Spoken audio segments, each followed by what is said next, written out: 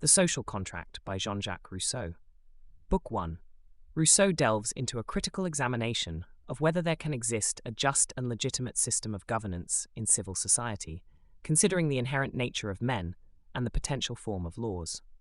His quest aims to harmonize what is morally right with what serves the common interest, ensuring that justice and utility remain intertwined. Emphasizing the significance of his inquiry, Rousseau anticipates questions about his authority to discuss political matters as neither a prince nor a legislator. He clarifies that his outsider status propels him to engage in this discourse. Were he in a position of power, he would act rather than theorize. Being a citizen of a free state and a member of the sovereign, Rousseau feels compelled, despite the limited impact of his voice, to participate in public affairs through voting. This civic duty motivates him to scrutinize governance structures. Reflecting on different forms of government, he finds a deepening appreciation for his own country's system, with each exploration reinforcing his loyalty. Chapter 1. Subject of the first book. Rousseau opens this chapter by stating that although man is born free, he is bound in chains everywhere. He questions how this transition from freedom to slavery occurred, acknowledging that one may believe themselves a master, yet remain a greater slave than others. Rousseau expresses uncertainty about the origins of this change, but believes he can address the question of its legitimacy. If considering only the role of force and its consequences, Rousseau suggests that a people who are compelled to obey and do so are acting acceptably. However, he argues that when a people can throw off this yoke of obedience and regain their liberty, they are acting even better. He asserts that if a people reclaim their freedom using the same right that took it away, then their actions are justified, or there was never any justification for the initial oppression. Rousseau emphasizes the sanctity of the social order as a fundamental right upon which all other rights are built. He acknowledges that this right is not inherent in nature and therefore must be established through agreements and conventions among individuals. Before delving into the details of these conventions, Rousseau sets out to prove the assertions he has made regarding the nature of social order and the legitimacy of reclaiming lost liberty. Chapter 2. The First Societies. Rousseau begins this chapter by asserting that the family is the oldest and only natural society. Children depend on their parents for survival and remain attached to them only as long as this dependence exists. Once they are independent, both parents and children are free from their natural obligations to each other. If they remain united, it is no longer by nature, but by mutual consent. This showcases the natural tendency of humans towards liberty, where individuals provide for their own preservation and judge what is best for themselves, becoming their own masters when they reach maturity. Continuing, Rousseau argues that family is a model for political societies. The ruler in a state resembles a father, and the people his children.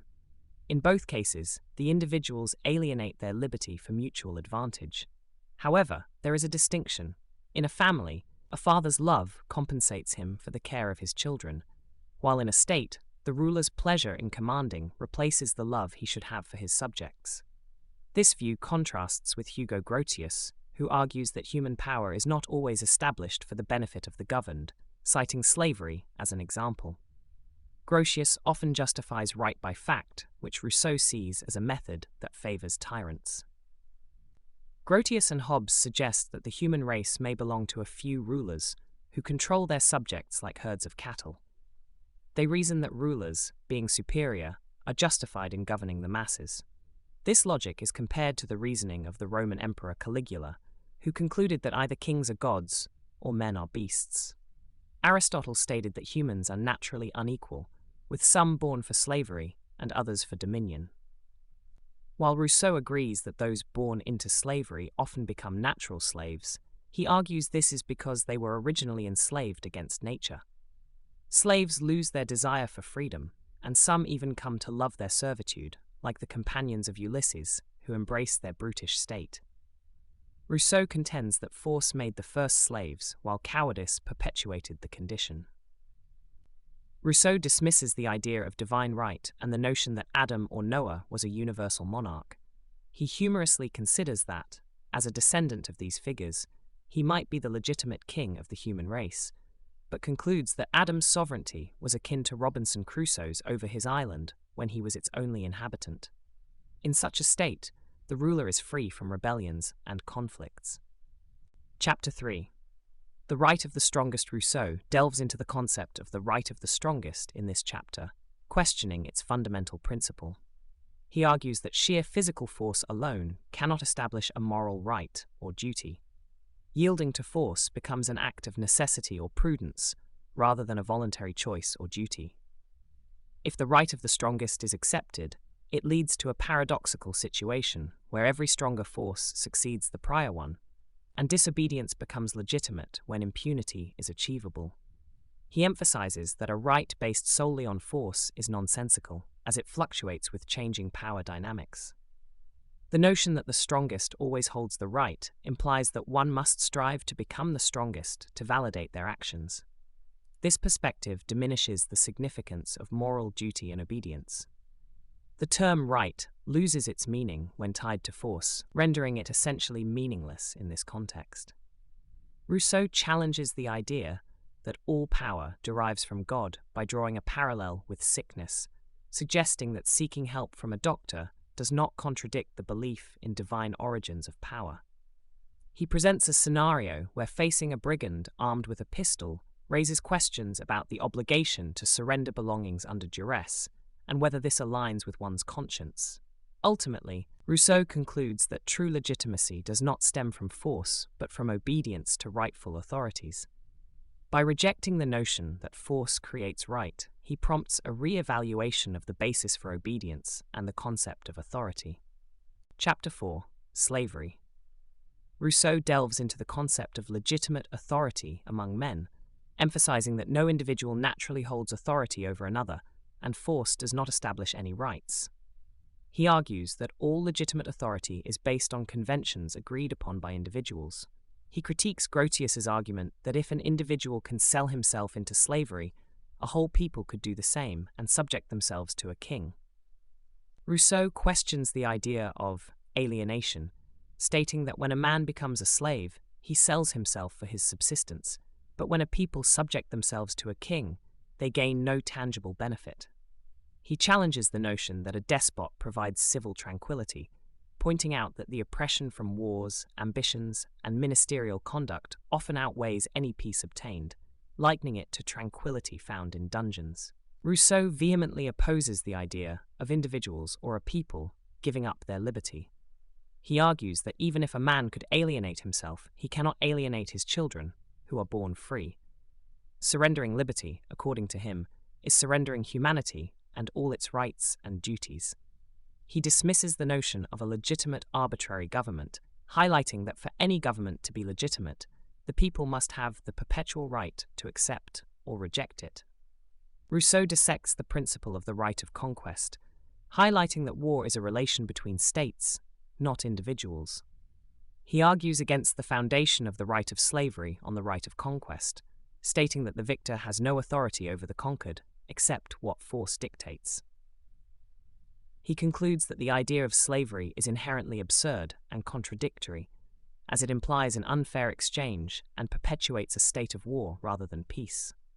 Rousseau firmly asserts that the words slave and right are incompatible, and that a convention based solely on the advantage of one party is void and meaningless. Chapter 5.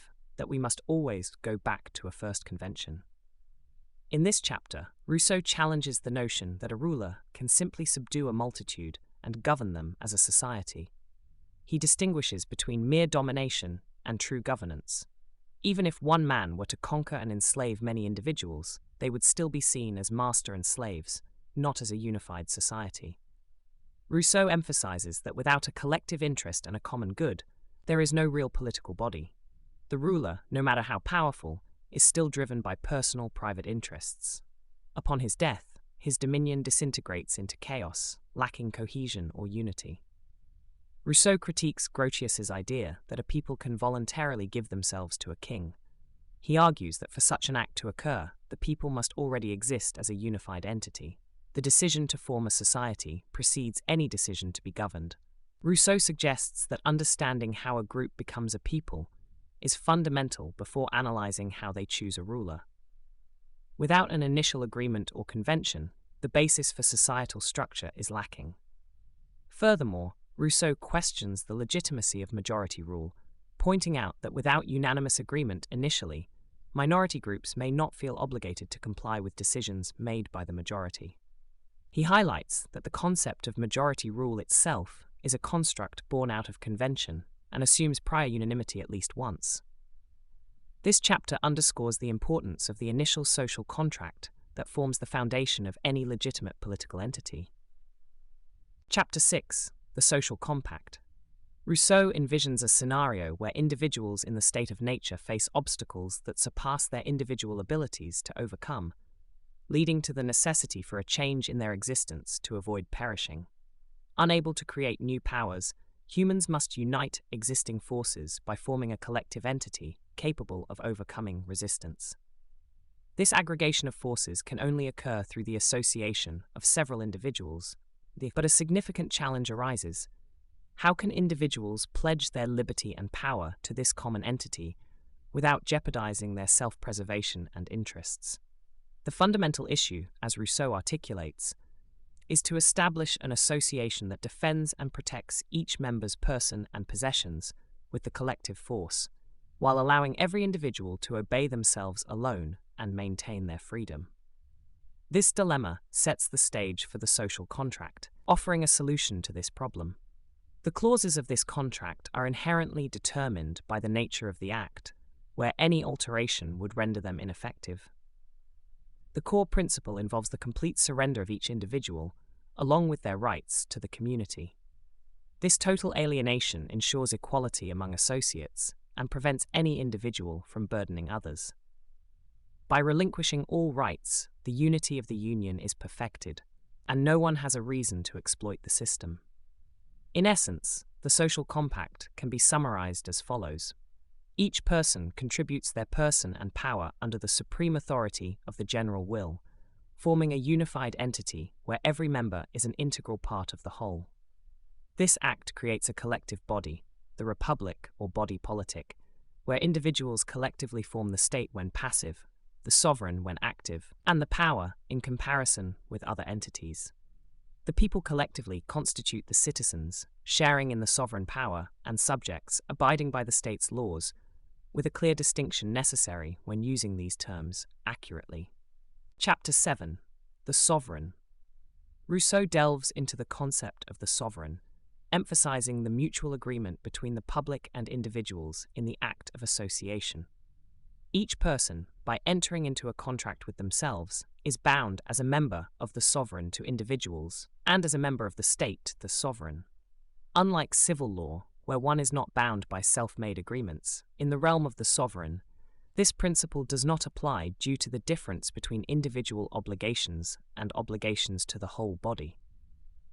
Public deliberation can bind all subjects to the sovereign, but cannot bind the sovereign to itself, as it would be akin to an individual making a contract with oneself. The body politic, deriving its existence from the sanctity of the contract, cannot bind itself to anything that contradicts the original agreement, ensuring the preservation of the social contract. The sovereign, comprised of individuals, inherently aligns its interests with those of its members and requires no external guarantee. The duty and interest of both parties necessitate mutual support, and any harm to one member affects the whole body. Each individual, while having a personal will, must ultimately adhere to the general will for the collective good, safeguarding the integrity of the body politic. To prevent the social compact from being mere words, there exists an implicit agreement where those who resist the general must be compelled by the entire body, thus being forced to be free.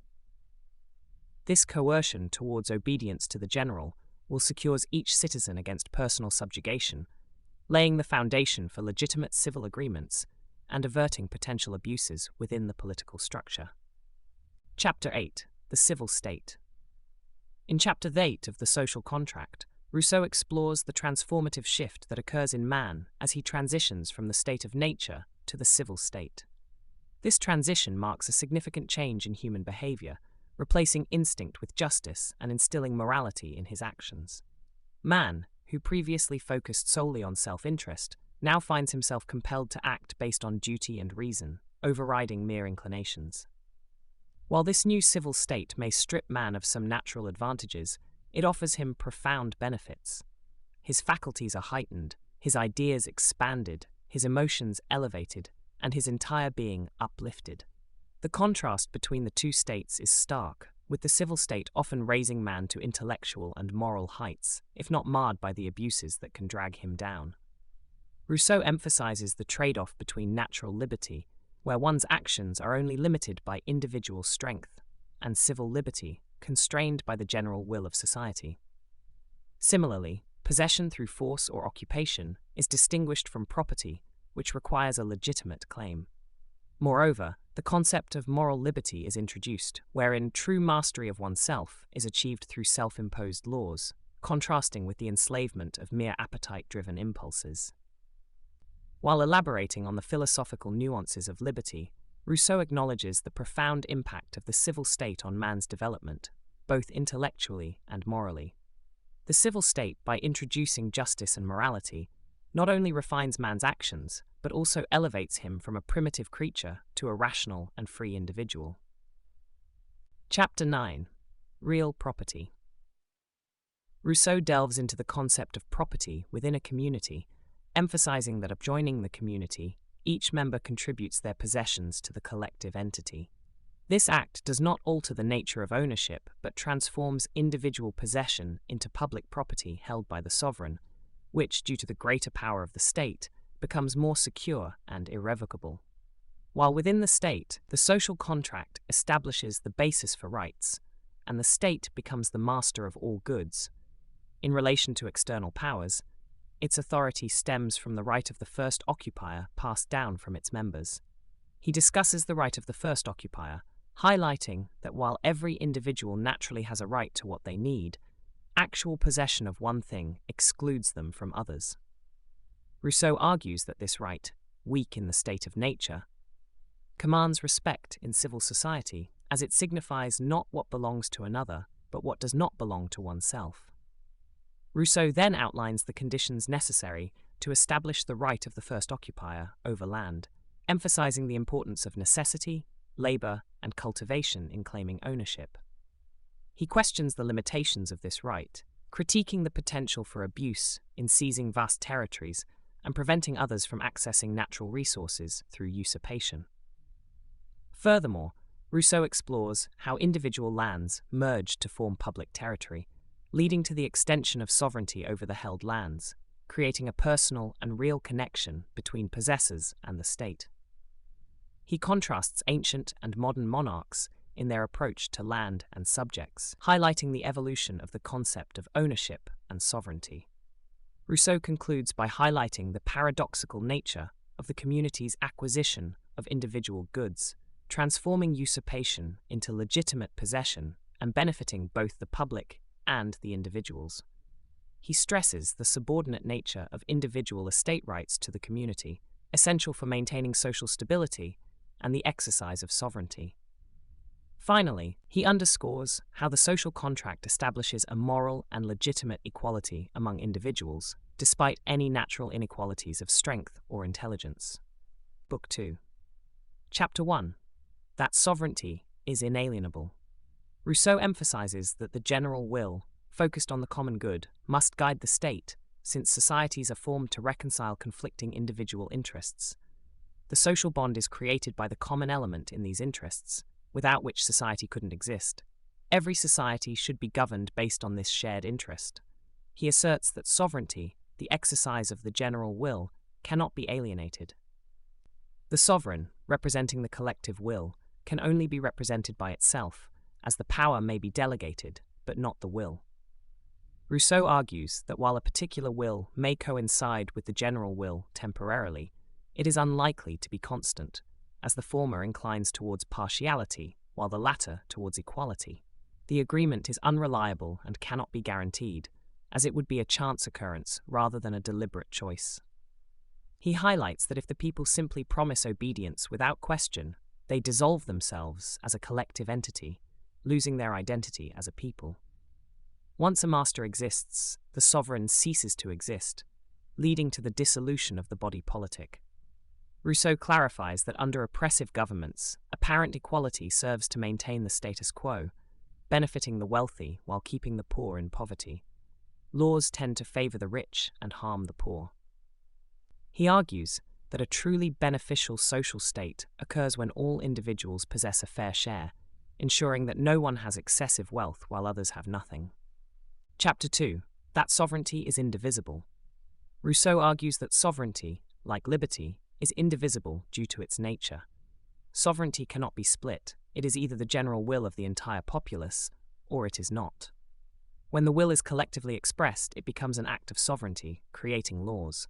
Conversely, if it only represents a portion of the population, it is merely a particular will or an act of magistracy, at best a decree. Political theorists, unable to grasp this indivisibility in principle, attempt to fragment sovereignty based on its functions. Legislative power, executive power, rights of taxation, justice, and war, among others. They either intermingle these aspects or separate them, creating a fragmented concept of sovereignty akin to assembling a fantastical being from disconnected parts. This misunderstanding arises from a lack of precise understanding regarding sovereign authority, mistaking emanations of sovereignty as its components. Rousseau highlights that actions like declaring war or making peace, often seen as sovereign acts, are merely the application of laws rather than the creation of laws themselves.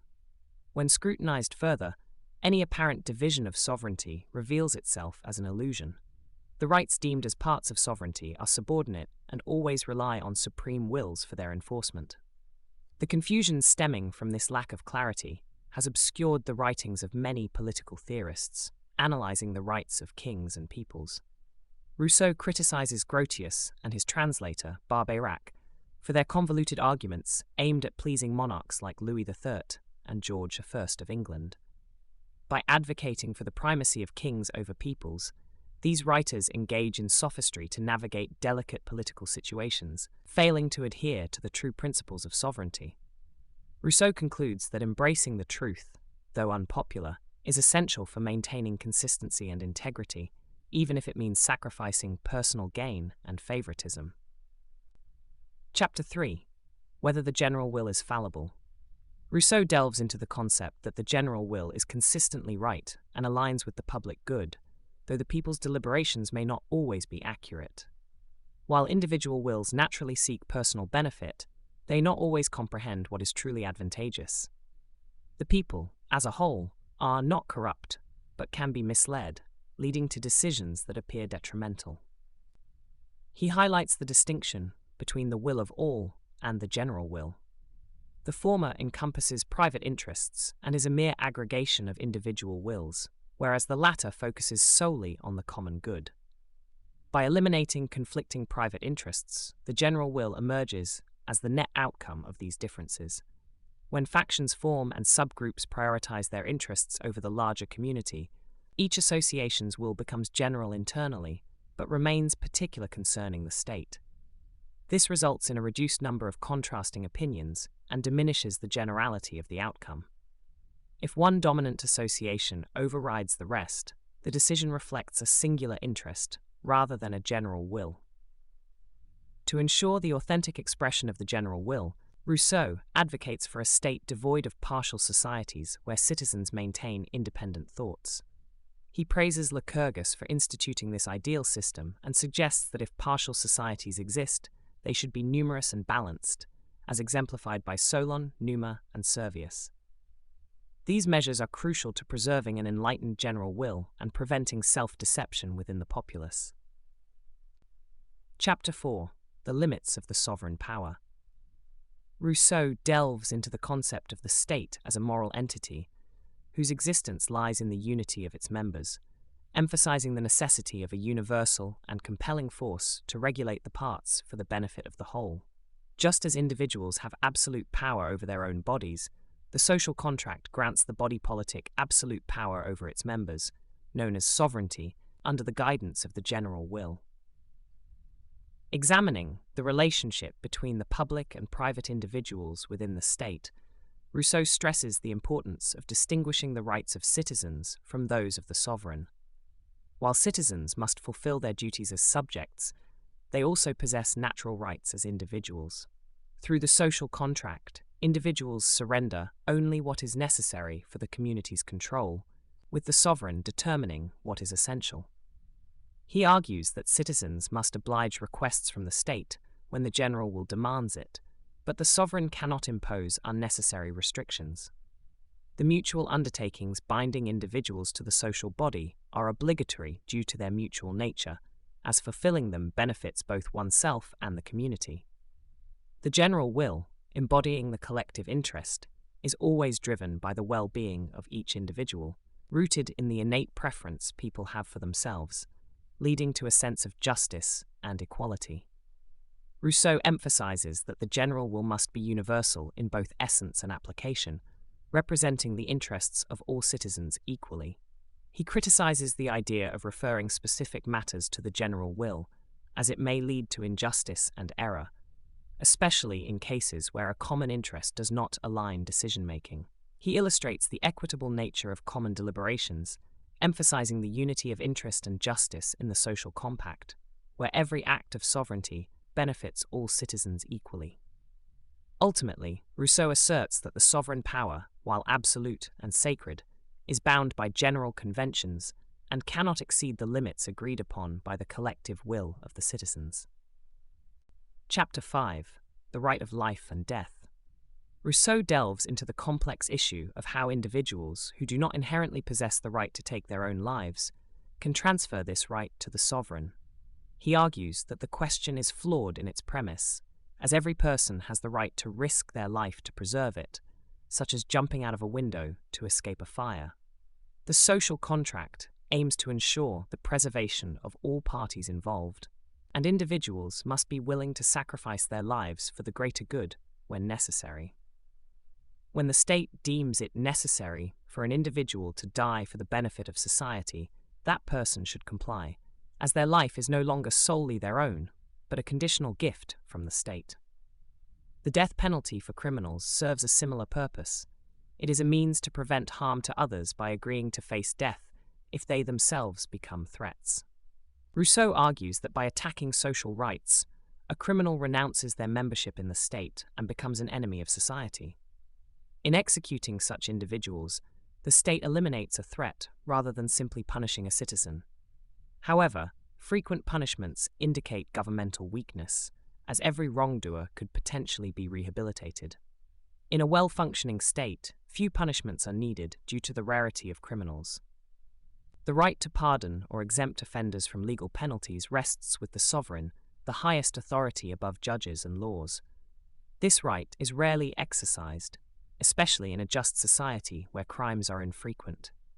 Rousseau warns against excessive pardons, as they may lead to a normalization of crime. Ultimately, the decision to pardon should be made by those who have upheld justice and morality themselves.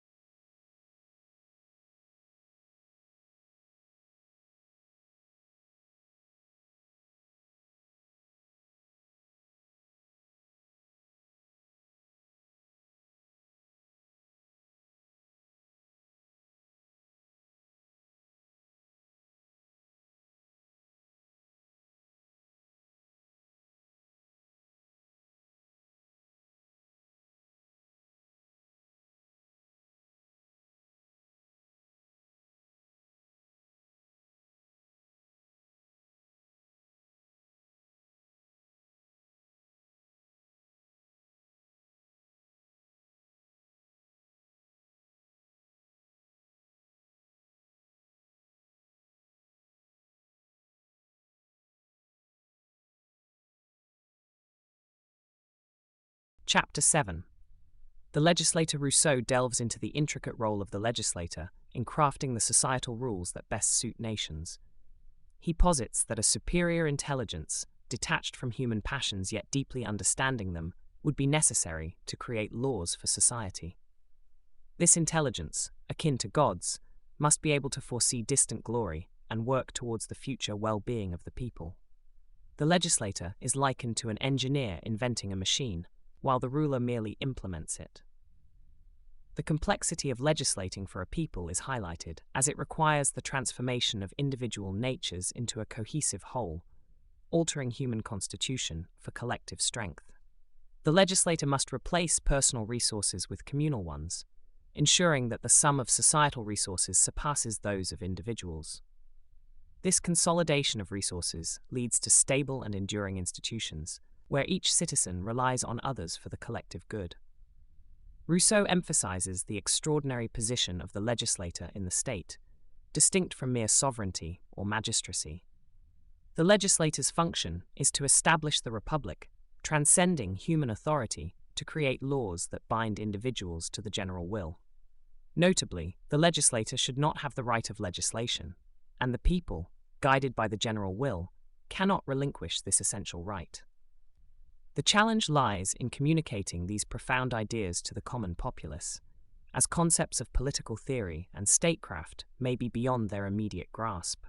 To bridge this gap, the legislator must appeal to an authority beyond force or reason, often resorting to divine intervention to instill obedience and foster public happiness. The legislator's wisdom, akin to a miracle, substantiates their mission and ensures the endurance of the laws they establish. In conclusion, Rousseau underscores the lasting impact of great legislators like Lycurgus and the importance of wisdom in creating enduring institutions. While some may view these legislative acts as mere impostures, true political theorists recognize the genius behind laws designed to stand the test of time. The interplay between politics and religion in the early stages of nations serves as a tool for social cohesion and governance. Chapter 8. The People. In this chapter, the wise legislator is compared to an architect who first evaluates the readiness of the people before implementing laws. Plato's refusal to legislate for certain groups due to their existing wealth and inability to accept equality is highlighted. The text emphasizes that many nations have achieved greatness without the need for good laws, as most people, like individuals, are receptive to change only in youth. Attempting to reform established customs and deep-rooted prejudices in older societies is deemed dangerous and futile, akin to patients rejecting a doctor's treatment. The chapter further discusses how periods of violence and revolutions can rejuvenate a state, drawing parallels to historical instances like Sparta under Lycurgus and Rome after the Tarquins. However, such transformations are rare and often tied to the unique circumstances of a state. It is stressed that once a people have lost the impetus for change, they require a master rather than a liberator to govern them.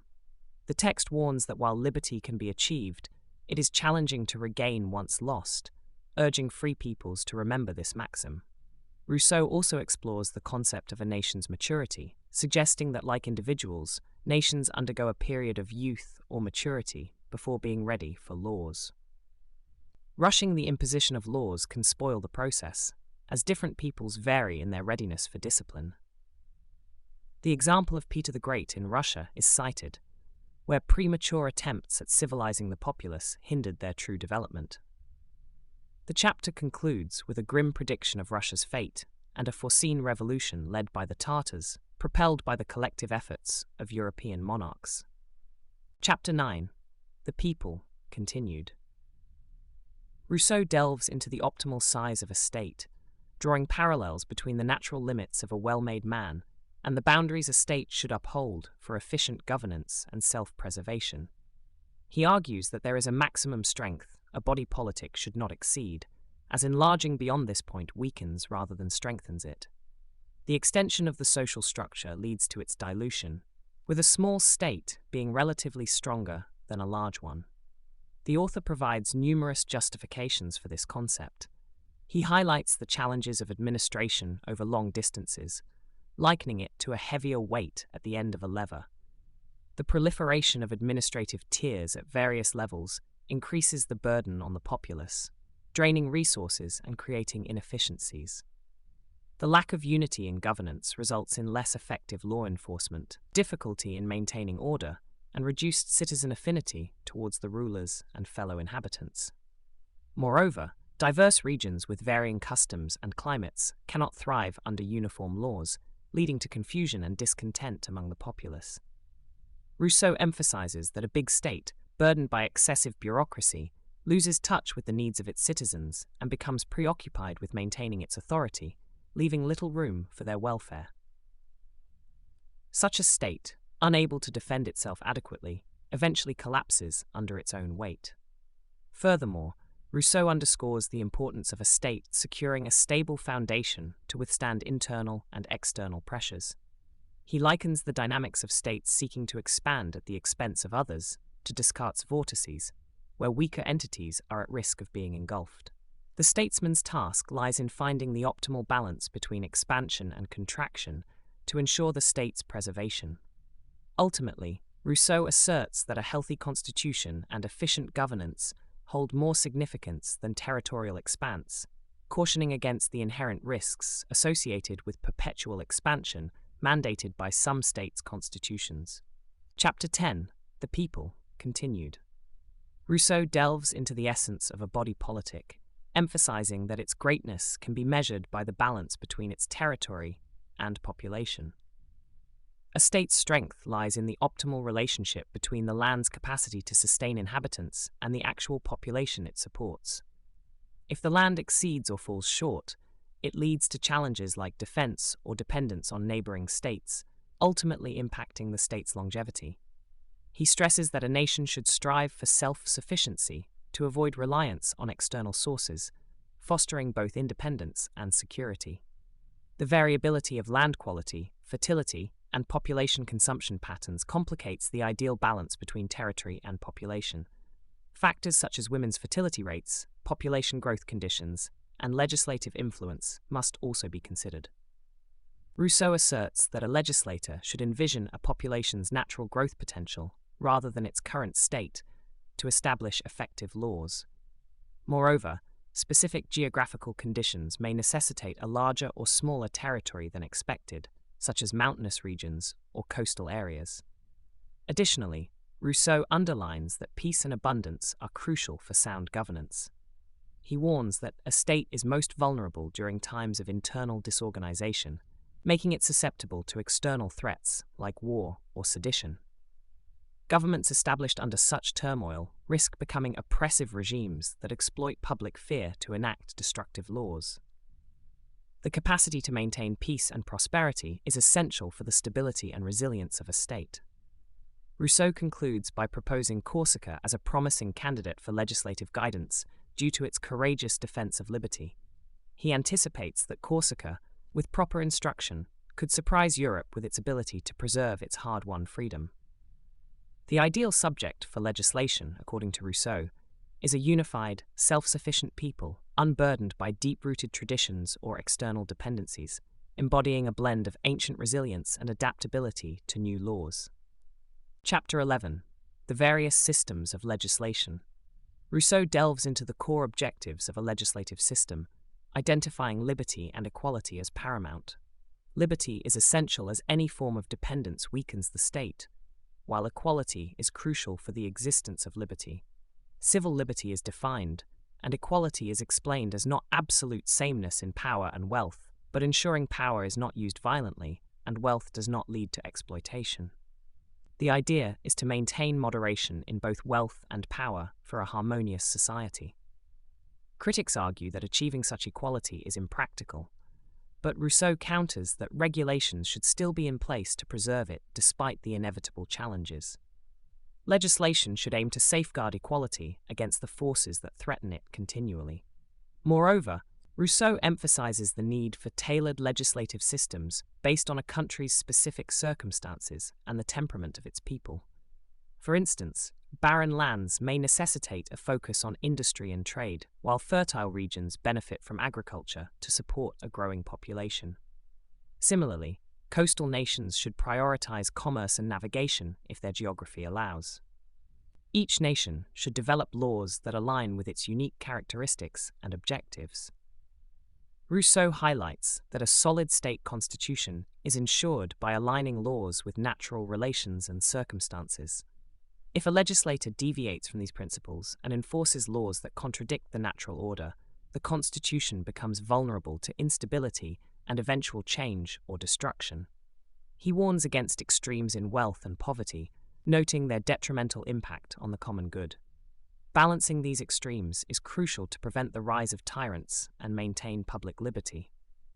Additionally, foreign commerce is scrutinized, with Rousseau echoing the view that it may benefit individuals or specific regions, but does not necessarily enhance the well-being of the nation as a whole. Chapter 12. The Division of the Laws. Rousseau delves into the crucial aspect of organizing a commonwealth by examining the intricate relations within a state. The primary focus is on the overall impact of the body politic, emphasizing the sovereign's connection to the state, which is constructed through a series of intermediate terms. These political laws, also known as fundamental laws, are deemed wise if they establish a beneficial system for the state. Rousseau questions the notion of upholding laws that hinder the citizens from virtuous conduct and advocates for the adaptability of laws to ensure the common good. Furthermore, he explores the interactions among citizens and the collective body, aiming for a balance where individuals are both independent from each other, yet reliant on the city for security. The strength of the state is vital in safeguarding individual liberties, leading to the emergence of civil laws that govern these interpersonal relations. Additionally, Rousseau highlights the significance of criminal laws, which deal with disobedience and serve as the underlying enforcement for all legal frameworks. However, he underscores that the most crucial form of law is not engraved on material surfaces, but resides in the hearts of the citizens. This moral constitution, shaped by customs, public opinion, and morality, acts as the true foundation of the state, guiding its evolution and ensuring the continuity of authority through ingrained habits and values. In Rousseau's discourse, the focus remains on political laws that define the governmental structure, reflecting the essence of his exploration into the organization and maintenance of a just and harmonious society. Book 3. Chapter 1. Government in General. Rousseau delves into the intricate relationship between the moral will and physical power that drive free actions, likening it to the act of walking towards an object where the will and physical execution must align. This concept extends to the body politic, where legislative power, will, and executive power, force, must work together for any action to take place.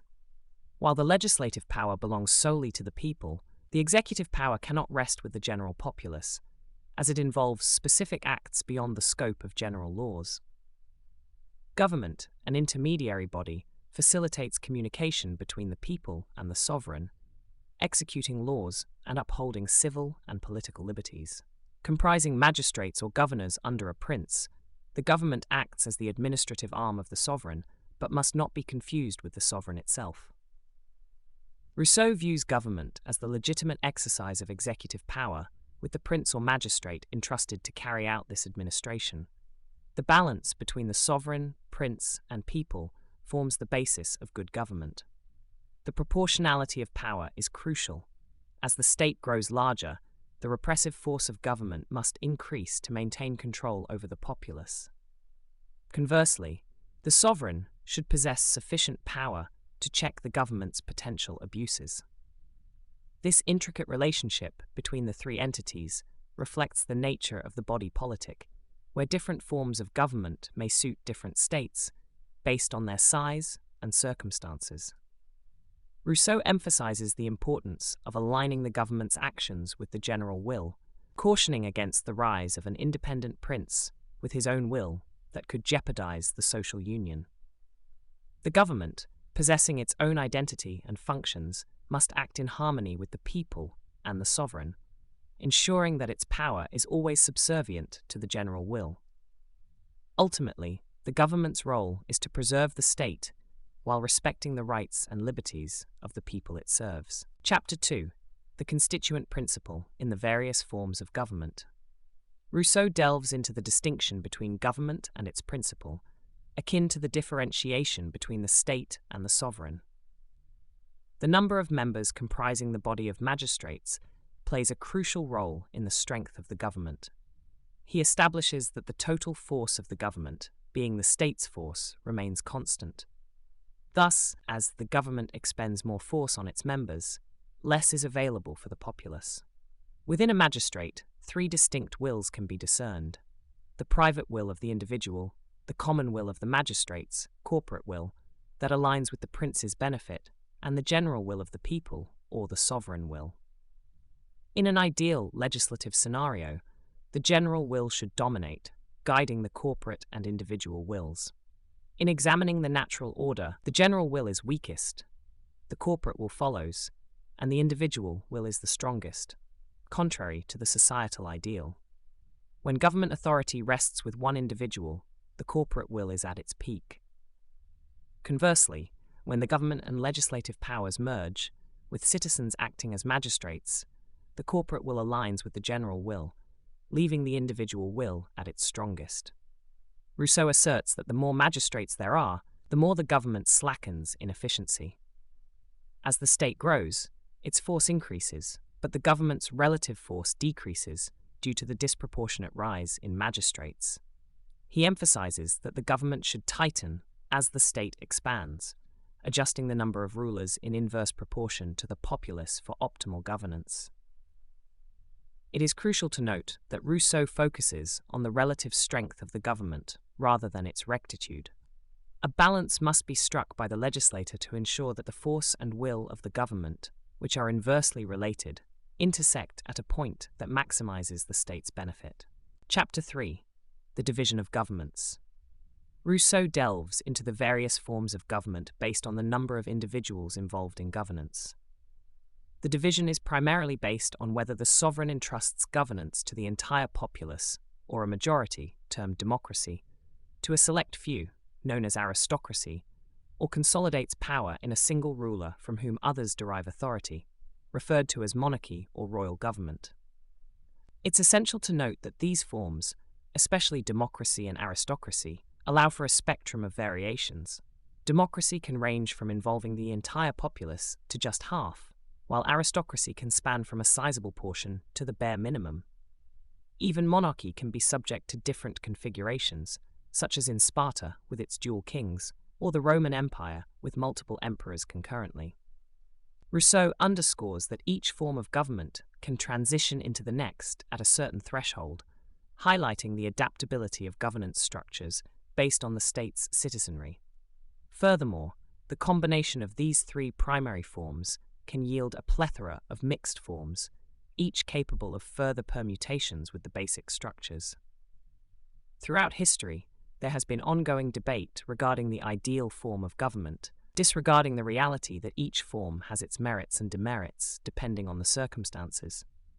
Rousseau suggests a correlation between the number of ruling magistrates and the population size of a state, indicating that democratic governance suits smaller states. Aristocracy is apt for mid-sized ones, and monarchy is more fitting for larger nations. However, he acknowledges that numerous exceptions exist due to the countless variables that can influence governance dynamics. Chapter 4: Democracy. In this chapter, Rousseau argues that the ideal constitution would involve the unity of executive and legislative powers, as the lawmaker inherently understands best how the laws should be enforced and interpreted. However, he points out that such a system can lead to inadequacies, as the prince and the sovereign, being the same person, create a government without true governance. Rousseau emphasizes the dangers of private interests influencing public affairs and the corruption that follows when legislators lose sight of the general good for personal gain. He suggests that a people who govern well would not require external governance, emphasizing the importance of public virtue in maintaining a functional society. The chapter delves into the impracticality of a real democracy where the many govern the few constantly, namely highlighting the challenges of maintaining a government where public involvement in decision-making is continuous. Rousseau posits that a true democracy is unattainable due to the natural tendency for power to consolidate in the hands of the few due to efficiency and authority. Furthermore, Rousseau outlines the stringent conditions necessary for a democratic government to function effectively, including a small state with simple manners, a degree of equality in rank and fortune, and minimal luxury to prevent societal corruption. He stresses the importance of virtue as a fundamental principle for republics, essential to uphold the stability and integrity of the government. Rousseau also warns of the inherent instabilities and susceptibility to civil wars in democratic systems, as they are prone to shifting forms and require constant vigilance and courage to maintain. He concludes by asserting that a government by and for gods would be democratic, but such a perfect system is beyond the reach of mere mortals. Chapter 5. Aristocracy. Rousseau delves into the concept of aristocracy, highlighting the distinction between the government and the sovereign as separate moral entities with corresponding general wills. While the government can internally regulate its policies, it must always communicate with the people in the name of the sovereign, representing the collective populace. He traces the evolution of societies from aristocratic self-governance, where family heads deliberated on public matters, to the shift towards artificial inequality, placing wealth and power above age, leading to elective aristocracy. The transition to hereditary government through patrician families gave rise to senators of young age, reflecting a shift in governance styles. Rousseau identifies three forms of aristocracy: natural, elective, and hereditary, with the latter being the least favorable. Elective aristocracy, where members are chosen based on merit, is considered the best form due to the selection of individuals with qualities conducive to wise governance. He emphasizes the benefits of electing senators, including more organized assemblies, improved discussion and execution of affairs, and enhanced credibility internationally. The arrangement where the wisest govern for the collective benefit, not personal gain, is deemed natural and optimal. While aristocracy may not require all virtues necessary for popular government, it necessitates moderation among the wealthy and contentment among the poor. Rousseau argues that some level of inequality in fortune is justified to entrust public administration to those most capable, rather than prioritizing the wealthy, as Aristotle suggested. Ultimately, Rousseau advocates for a balance in aristocracy, where the administration is efficient, yet not overly centralized, emphasizing the importance of merit over wealth in determining leadership roles to uphold the integrity of the government and ensure the general welfare of the populace. Chapter 6. Monarchy. Rousseau shifts the focus to monarchy as a form of government where power is consolidated in the hands of an individual, termed a monarch or king. Unlike other systems where a collective entity represents the whole, in a monarchy, an individual embodies the state. This physical unity mirrors the moral unity of the prince, ensuring a smooth operation with all aspects of governance under one control. The will of the people, the prince, and the forces of the state align seamlessly, maximizing efficiency and action. However, while a monarchy may exhibit strong governance, the downside lies in the unchecked power of the monarch. Monarchs often seek absolute authority, prioritizing their personal interests over public welfare. The ideal of being loved by the people for sustained power conflicts with the reality of desiring unchallenged rule, leading to a disconnect between the ruler and the ruled. Rousseau critiques the inherent flaws of monarchical rule, emphasizing the propensity for rulers to prioritize personal gain over the well-being of their subjects. He argues that in a republic, individuals of merit often rise to power, contrasting with monarchies where incompetence and corruption frequently dominate leadership positions. The chapter delves into the challenges of maintaining good governance in a monarchy, where the ruler's abilities must correspond to the state's needs for effective administration. The discussion extends to the merits of hereditary succession, the risks of regency, and the perpetual struggle to balance power and justice in monarchical systems. Rousseau exposes the continuous struggle for coherence and stability in royal governance, highlighting the inherent instability and unpredictability that characterize monarchical rule. Ultimately, the chapter underscores the complexities and shortcomings of monarchical government, contrasting it with the more consistent and considered policies often seen in republican systems. Chapter 7. Mixed governments. Rousseau delves into the concept of mixed governments, asserting that no government truly exists in a simplistic form. Every ruler requires subordinates, and popular governments need a leader. The distribution of executive power varies from larger to smaller numbers, with dependencies fluctuating between them. In some cases, power is evenly distributed, either through mutual reliance among constituent parts, like in England, or through independent but imperfect authority, as seen in Poland. Rousseau criticizes the latter arrangement for lacking unity and cohesion within the state. The debate between simple and mixed governments arises, but Rousseau clarifies that the answer lies in the balance and effectiveness of the government structure.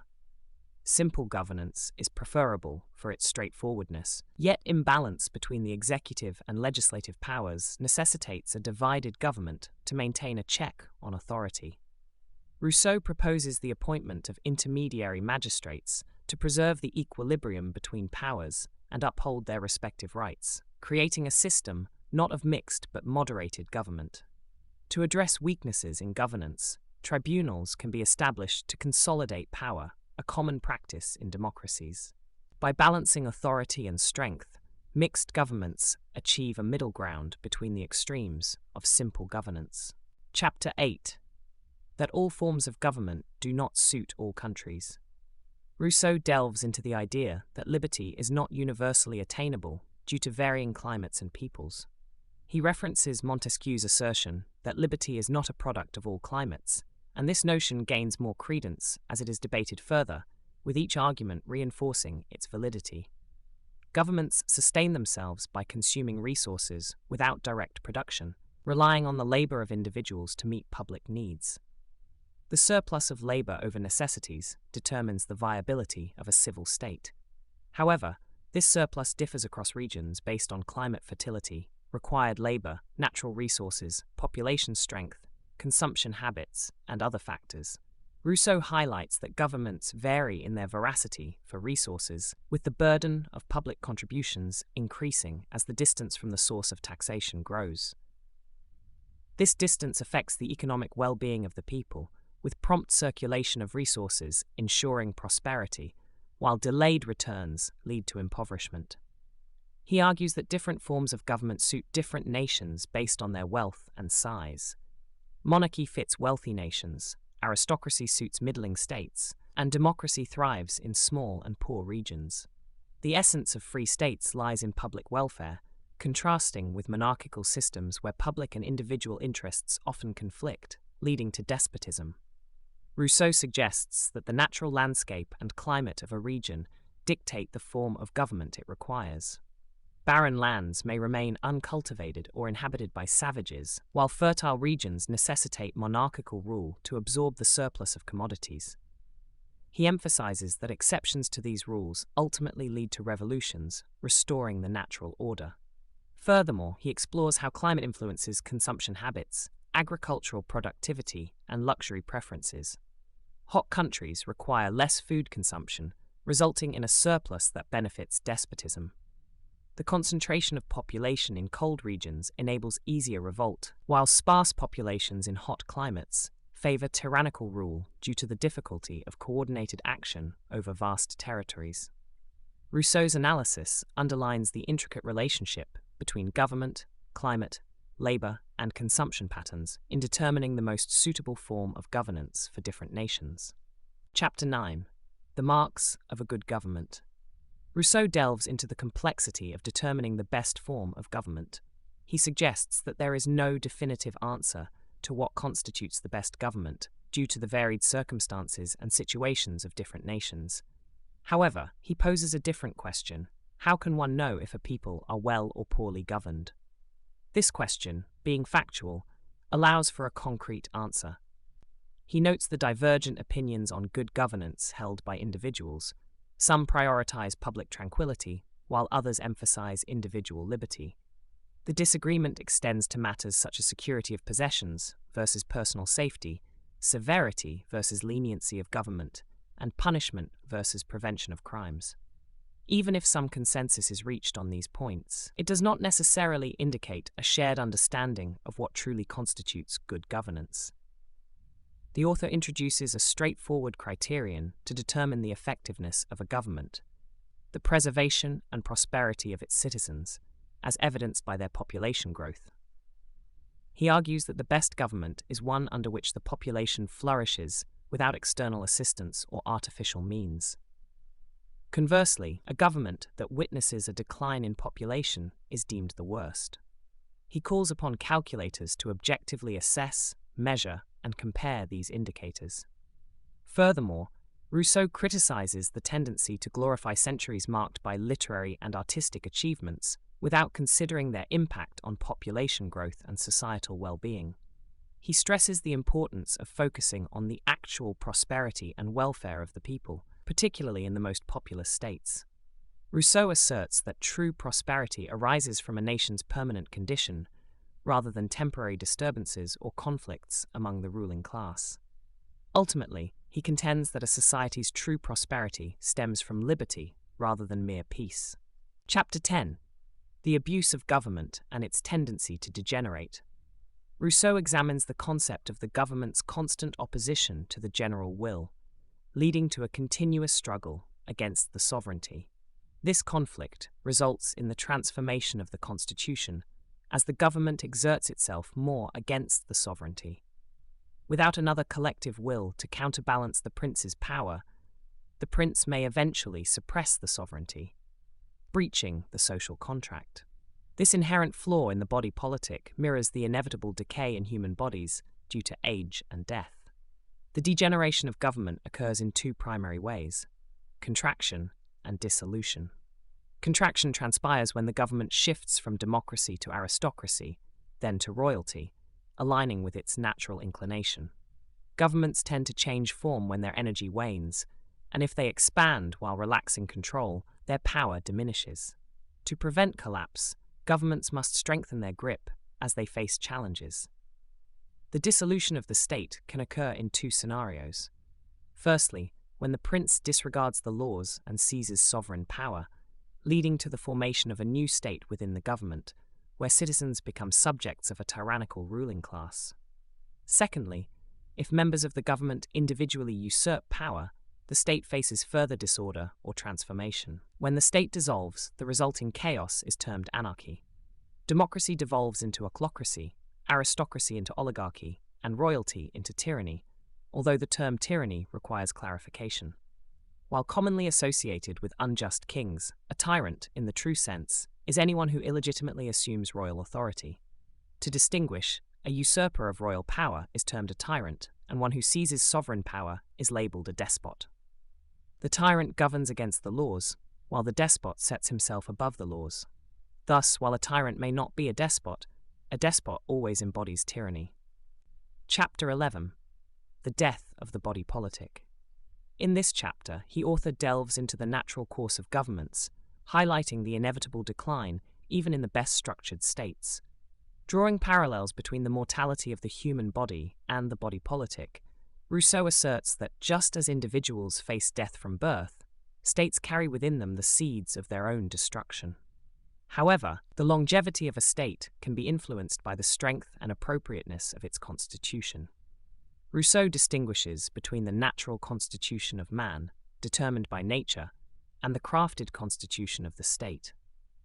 While individuals cannot extend their own lives, they can prolong the life of the state by establishing the most effective governance structure. The heart of the state lies in the sovereign authority, equated to the legislative power, while the executive power serves as the brain directing the state's actions. The author stresses that the state's existence relies not on laws themselves, but on the legislative power that upholds and enforces them. Continuing, Rousseau explains the significance of old laws in a well-functioning state.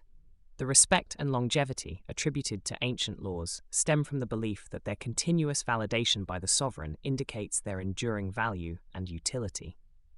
The author emphasizes that the strength of laws in a state is a reflection of the vitality of its legislative power. Conversely, a decline in old laws signifies the absence of effective governance, and heralds the death of the state. Rousseau concludes that a state's endurance is contingent on maintaining a robust legislative authority, ensuring the continual reaffirmation and relevance of its laws. Chapter 12. How the sovereign authority maintains itself. Beginning this chapter, Rousseau turns to the concept that the sovereign authority, which relies solely on legislative power, can only act through laws that are the authentic expressions of the general will. This means that the sovereign can only act when the people are gathered together in assembly, a notion that may seem unrealistic today, but was a practical reality in ancient times. Rousseau challenges the idea that human nature has fundamentally changed over the centuries, suggesting that our limitations stem from weaknesses, vices, and prejudices, rather than inherent impossibilities. Drawing from historical examples, Rousseau highlights the efficiency of the Roman Republic as a great state and Rome as a significant city. Despite the challenges posed by a vast population, with hundreds of thousands of citizens and millions in the empire, the Roman people regularly convened in assemblies. These assemblies not only exercised sovereign rights, but also participated in governance, addressing various matters and adjudicating cases. The active engagement of the Roman populace in public affairs demonstrates the feasibility of regular assemblies, showcasing the potential for a collective exercise of power and decision-making. Rousseau further argues that throughout history, even early monarchical governments like the Macedonian and Frankish had similar councils, emphasizing the continuity of such participatory structures. By referencing these historical instances, Rousseau refutes the notion of practical impossibility in convening the people for assembly and suggests that the past achievements of societies serve as evidence of what is achievable in the realm of governance. Chapter 13. The same Rousseau emphasizes the importance of regular assemblies in addition to the initial establishment of laws and government in a state. These periodic gatherings are crucial for addressing unforeseen situations and ensuring the ongoing legitimacy of the government. Any assembly not called by the designated authorities or without following the proper procedures is deemed unlawful, with its decisions considered void. The frequency of lawful assemblies should align with the strength of the government, with a more robust government requiring more frequent displays of the sovereign. In response to concerns about governance in multiple towns or states, Rousseau argues against dividing the sovereign authority, emphasizing its singular nature. He rejects the subjugation of one town to another, asserting that the essence of a political body lies in harmonizing obedience and liberty under the concept of citizenship. Rousseau criticizes the consolidation of several towns into a single city, pointing out the inherent drawbacks. Instead, he suggests that if a state cannot be properly limited in size, rotating the seat of government among various towns and granting equal rights to all regions can help maintain a balanced and well-governed state. Rousseau highlights the importance of distributing resources and opportunities evenly across the territory to prevent the dominance of centralized power. He advocates for a decentralized governance model to empower smaller states to resist external pressures, drawing on historical examples like the Greek towns in Holland and Switzerland resisting larger powers. Ultimately, he proposes a system where the government moves between towns, allowing each region to host the provincial estates and promoting a more equitable and secure state structure. Rousseau warns against the detrimental impact of centralizing power in capitals, stressing the importance of preserving the vitality of rural areas for the overall strength and prosperity of the state. Chapter 14. The same Rousseau studies the dynamics of power when the people assemble as a sovereign body. In this scenario, the government's jurisdiction ceases, the executive power is halted, and the protection of every citizen, regardless of status, becomes paramount. The presence of the people as the sovereign entity negates the roles of representatives, causing historical tumults in Roman comitia due to ignorance of this principle. Consuls, tribunes, and the Senate lose significance in such moments. These periods of governmental suspension, where the ruler must acknowledge a superior authority, have always unsettled those in power. Assemblies of the people, serving as a shield for the body politic and a check on the government, have consistently instilled fear in rulers. To thwart such gatherings, rulers employ tactics like coercion, objections, and promises, particularly effective when citizens prioritize comfort over freedom. With a passive populace, the sovereign authority weakens, leading to the premature downfall of many cities.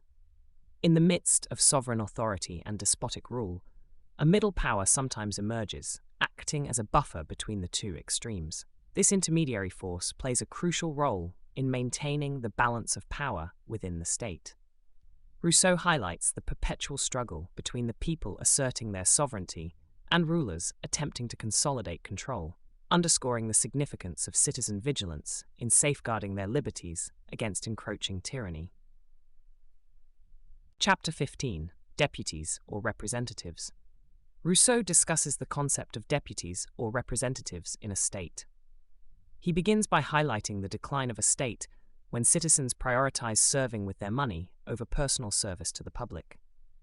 Rousseau warns that when individuals pay for troops to fight or appoint deputies to attend council meetings, while remaining idle, they pave the way for the enslavement of their country by soldiers and the selling of their nation by representatives.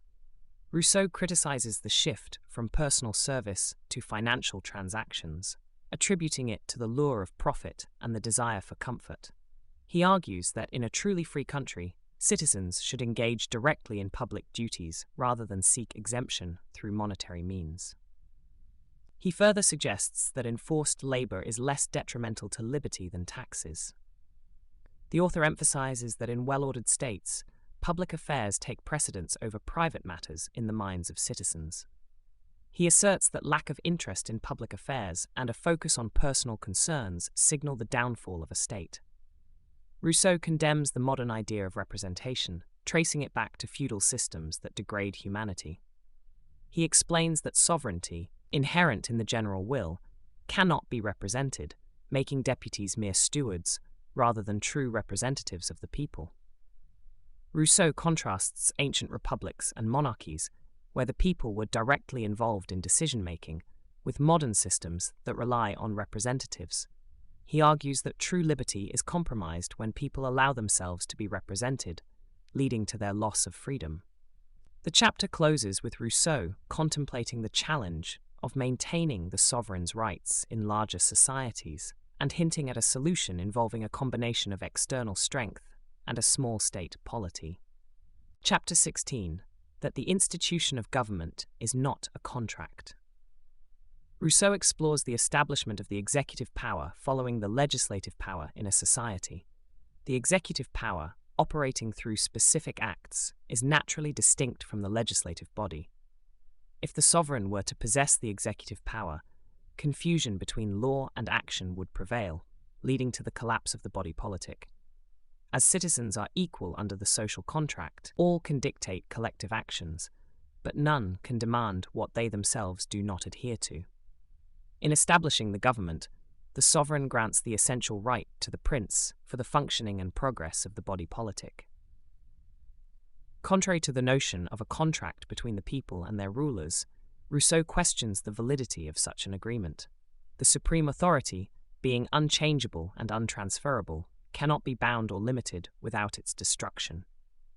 Entering a contract where the sovereign submits to a superior would negate the essence of liberty.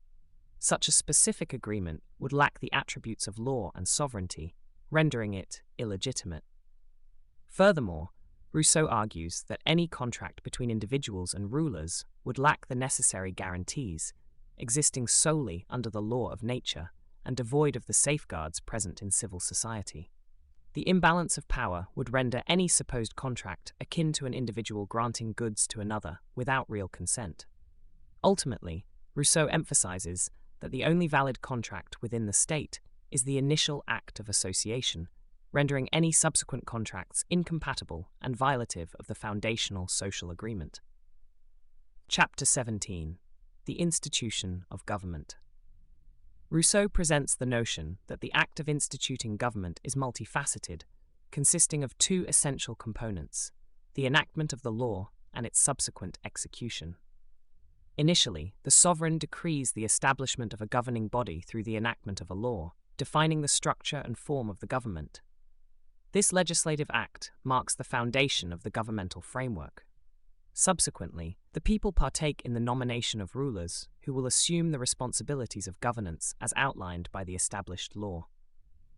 This nomination, being a specific action, is not construed as a separate law, but rather a natural outcome of the initial legislative decree, serving as a functional aspect of the government. Rousseau then delves into the intriguing concept of how a governmental act can precede the existence of a formal government. He explores the transformative nature of the body politic, where sovereignty seamlessly transitions into democracy. Through this metamorphosis, citizens assume roles as magistrates, transitioning from enacting general laws to executing specific legal provisions.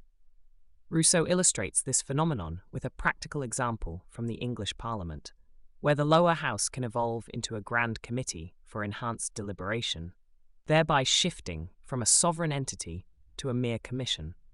This fluid transition showcases the adaptability and efficiency of democratic governance. Ultimately, Rousseau emphasizes the distinctive advantage of democratic government, highlighting its ability to be actualized through a straightforward manifestation of the general will. This provisional government can then either continue in power or establish the prescribed government in alignment with legal principles, ensuring a legitimate and orderly process that upholds the foundational tenets established earlier. Chapter 18. How to check the usurpations of government. Rousseau emphasizes in Chapter 18 that government is not a contract but a law, with those in power considered officers of the people rather than their masters. The people can establish and remove the government at will, as the executive power holders are duty-bound citizens, not contractual parties. When hereditary governments are formed, whether monarchical or aristocratic, they serve as a provisional arrangement until the people decide otherwise. Although changing established governments is risky and should only occur if necessary for the public good, it is not a matter of right, but a policy decision. The state is not obligated to maintain civil or military authority in the hands of rulers or generals indefinitely.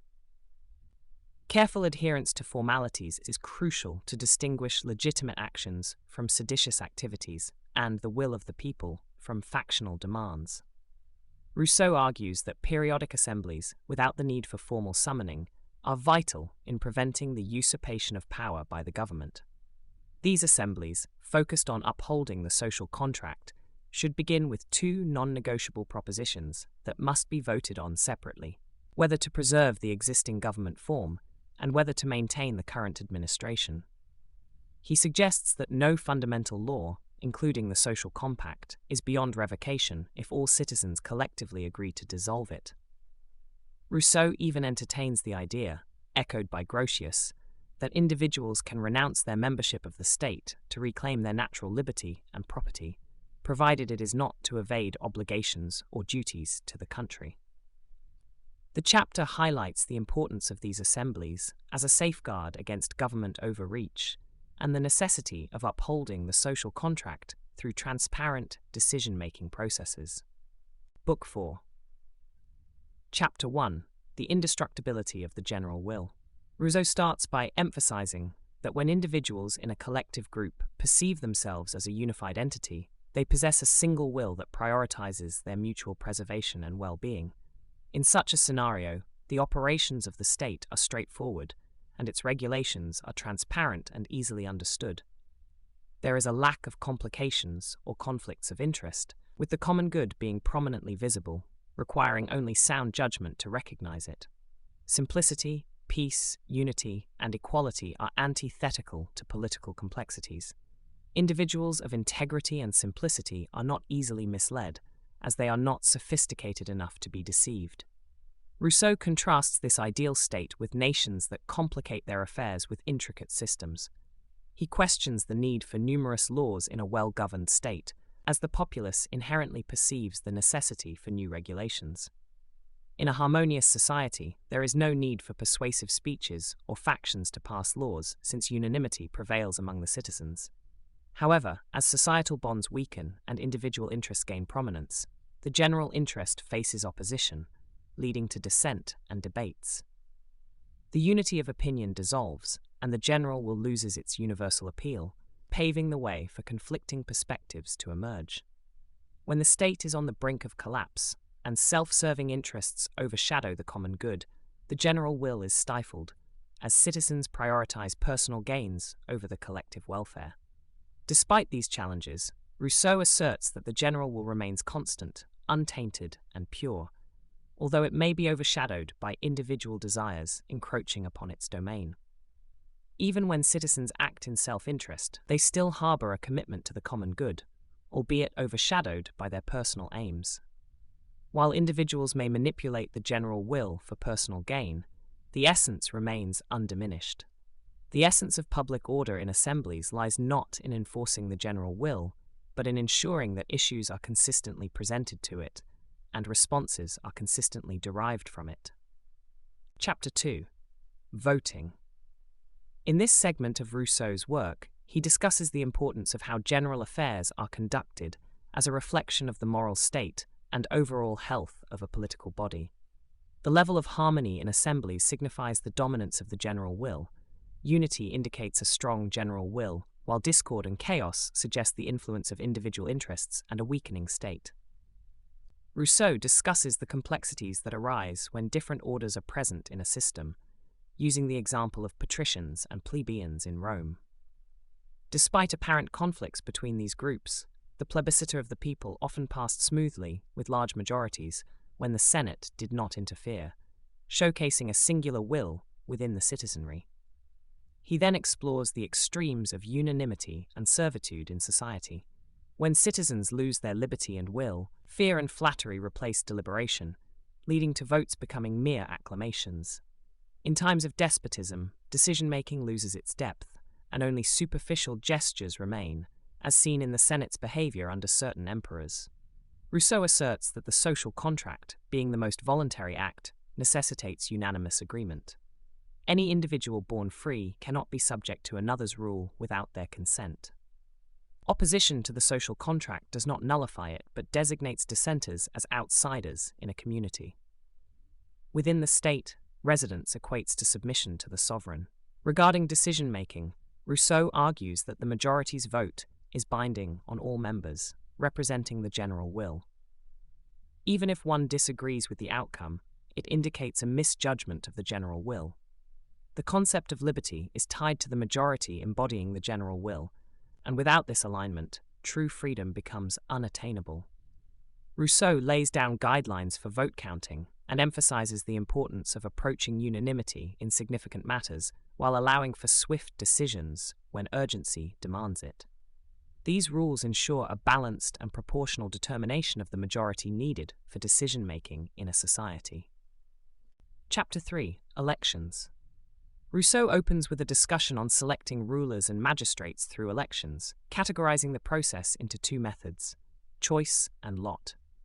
He explains that while some republics have used a blend of both, like the complex election of the Doge in Venice, the essence of the two methods differs significantly. Montesquieu's view that election by lot is democratic in nature is acknowledged by Rousseau, who delves deeper into the rationale behind this statement. He argues that in a true democracy, where magistracy is seen as a burden rather than a privilege, the randomness of the lot aligns better with the democratic ethos of equality and universality. In contrast, in aristocracies, where rulers select their successors and the government is self-sustained, the choice-based system is more fitting. The example of the Doge election in Venice illustrates this distinction, showcasing how a mixed form of government requires a corresponding method of election. Rousseau emphasizes that in a monarchical system, neither lot nor vote has a place, as the monarch holds the sole right to choose his deputies. He criticizes proposals to introduce elections in a monarchy, as it would fundamentally alter the nature of the government.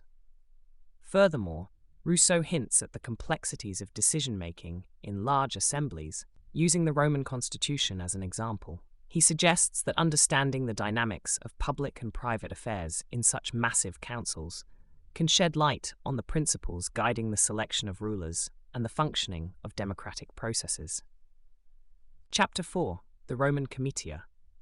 This chapter begins with a discussion of the Roman Comitia, the assembly where the Roman people exercised their supreme power.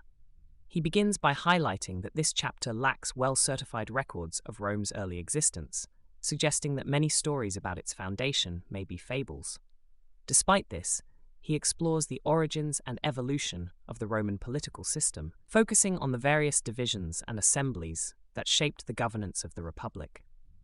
Rousseau explains that after the foundation of Rome, the Republic was initially divided into tribes composed of Albans, Sabines, and foreigners. These tribes were further subdivided into curiae and centuries, with each group having specific leadership roles. Notably, the system evolved under Servius to address issues of growing inequality and foreign influence within the tribes. Servius introduced new divisions based on the quarters of Rome, creating a system that balanced representation and prevented racial dominance. This restructuring included the addition of rural tribes and a classification based on wealth, leading to a total of 35 tribes. The distinction between urban and rural tribes played a crucial role in preserving morality and expanding the empire, as rural life was valued for its association with the defense of liberty. Rousseau discusses the three main types of comitia: curiata, centuriata, and tributa, each serving different functions and reflecting various forms of governance. He explores how these assemblies influenced the balance of power between different classes and the overall sovereignty of the Roman people. The voting methods, from open declarations to secret balloting, evolved to address corruption and ensure fair decision-making. The chapter also delves into the manipulation of these assemblies, with changes in voting procedures and the role of tribunes and senators. The complexity of the Roman political system, its reliance on ancient regulations, and the challenges of maintaining integrity amidst corruption are thoroughly examined. Rousseau concludes by reflecting on the strengths and weaknesses of the Roman governance structure, highlighting the importance of adapting laws to the moral character of the people they govern. Chapter 5. The Tribunate. Rousseau studies the concept of the tribunate, a unique magistracy established when the balance among the different parts of the state cannot be precisely maintained, or when persistent causes disrupt the proportions between these parts. Acting as an intermediary between the prince and the people, or the prince and the sovereign, the tribunate ensures that each element retains its proper relationship with the others. Referred to as the preserver of laws and legislative power, the tribunate serves various functions throughout history. It can defend the sovereign against the government, support the government against the people, or maintain equilibrium between the two powers, akin to the roles of the tribunes of Rome, the Council of Ten in Venice, and the ephors in Sparta, respectively. While the tribunate does not hold legislative or executive authority, its influence lies in its ability to prevent actions rather than initiate them. Its role as the guardian of laws makes it more esteemed and respected than even the prince or the sovereign. Rousseau illustrates this by referencing the authority wielded by Roman tribunes over proud patricians. A properly balanced tribunate is seen as a pillar of support for a well-functioning constitution. However, any excess in its power can lead to tyranny, particularly when it oversteps its role of merely restraining the executive power and protecting the laws. Historical examples such as the ephors in Sparta and the tribunes in Rome highlight how the abuse of tribunate power can lead to corruption and the downfall of a republic.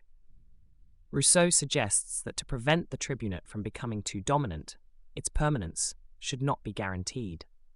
Instead, regulated intervals of activity could be established to prevent the accumulation of abuses. By ensuring that the tribunate operates within the boundaries set by law, its potential for abuse can be mitigated, safeguarding the overall stability of the state. Chapter 6. The Dictatorship.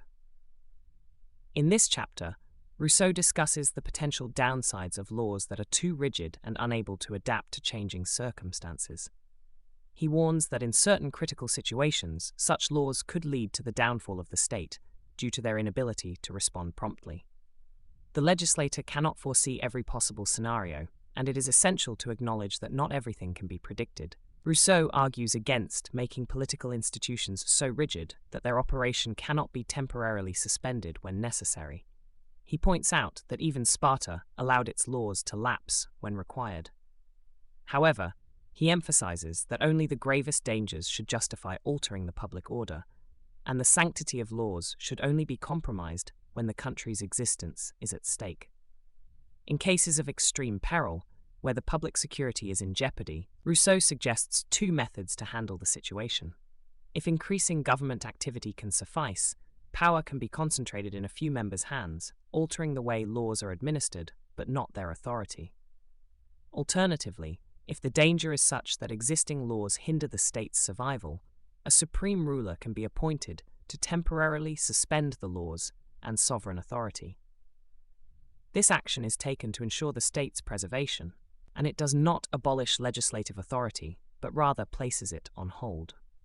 Rousseau delves into historical examples, such as the Roman Senate appointing dictators in times of crisis, to illustrate the necessity and risks associated with this supreme magistracy. He critiques the misuse and underuse of dictatorship throughout history, highlighting the balance needed between preserving public liberty and preventing the abuse or neglect of dictatorial powers. Ultimately, Rousseau stresses the importance of limiting the duration of dictatorship to prevent it from becoming tyrannical or redundant after the immediate crisis has passed. Chapter 7. The Censorship. Rousseau delves into the concept of censorship as the declaration of public judgment, akin to the law representing the general will. The censor merely reflects public opinion and has no authority once divergent from it. Morality and public esteem are intertwined, shaped by opinion rather than inherent nature. Regulating people's judgment of what is good is crucial, since individuals love what they perceive as good, leading to potential moral misjudgments. A nation's opinions stem from its constitution, where legislation births morality. When laws weaken, morality declines, rendering censorship ineffective in restoring moral values. While censorship can preserve morality by curbing corrupt opinions and rectifying uncertain ones, it cannot revive morality once legislation loses strength. The censorship's role in maintaining morality is exemplified by preventing corrupt opinions and rectifying them wisely. An instance in France highlighting the censorship's impact was the cessation of dueling seconds through a royal edict, aligning with public sentiment. However, attempting to label dueling as cowardice, despite common opinion deeming it differently, was ineffective due to societal perceptions. Rousseau admires the Romans and Lacedaemonians' adept use of public opinion without constraint in their tribunals. In Sparta, the ephors strategically implemented public opinion by attributing proposals to virtuous citizens or granting permissions reflecting societal behavior.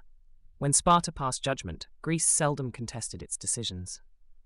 Rousseau emphasizes the importance of regulating opinions to uphold morality, showcasing the delicate balance between public sentiment and moral rectitude in governance and censorship. Chapter 8. Civil Religion. In this chapter, the concept of a civil religion is explored. Initially, men only recognized gods as kings, following a theocratic system. However, with time, the diversity of gods among different peoples led to polytheism and subsequently to intolerance in theological and civil matters. The Greeks believed they could find their gods among others, showcasing their sense of superiority over different nations. Rousseau criticizes the erudition that identifies gods of various nations as the same, emphasizing the absurdity of such claims. He delves into the impact of paganism on society, noting that wars of religion were absent due to the unity of cults with laws within each state. This unity led to mutual respect among gods of different nations. However, the rise of Christianity brought about internal divisions within societies, leading to persecutions and conflicts. Rousseau critiques the notion of a Christian republic, highlighting the conflict between spiritual and earthly duties. He argues that true Christians, focused on spiritual matters, may lack the passion and drive necessary for victory in conflicts, potentially leading to their downfall against more fervent adversaries. He emphasizes the need for a civil profession of faith to ensure social cohesion, proposing that individuals who profess these beliefs must adhere to them, with severe consequences for those who deceive the law. Furthermore, he discusses the importance of tolerance among religions, advocating for a civil religion based on fundamental beliefs such as the existence of a supreme deity the afterlife, and moral duties. Rousseau warns against the dangers of theological intolerance, which can lead to civil discord and the dominance of priests over the state. Ultimately, he suggests that a balance must be struck between religious beliefs and civic duties to maintain a harmonious society. Chapter 9. Conclusion. In this concluding chapter, Rousseau wraps up his thoughts on the principles of political right. He touches on the nature of external relations for states, such as the law of nations, commerce, war, and treaties. However, he acknowledges that these topics are vast and beyond his current scope. He emphasizes that the basis of the state should be rooted in true principles of political right. In essence, the conclusion serves as a closing note to the primary arguments he has made throughout his work, focusing on the ideal structure and governance of a state. Rousseau then presents a discourse, which won a prize at the Academy of Dijon in 1750, addressing the question of whether the restoration of the arts and sciences has had a purifying effect on morals. In this discourse, he reflects on the moral impacts of arts and sciences, arguing that they often lead to moral corruption rather than improvement. He sees the arts and sciences as products of human vices and suggests that they may even encourage luxury and idleness, which in turn corrupts morals.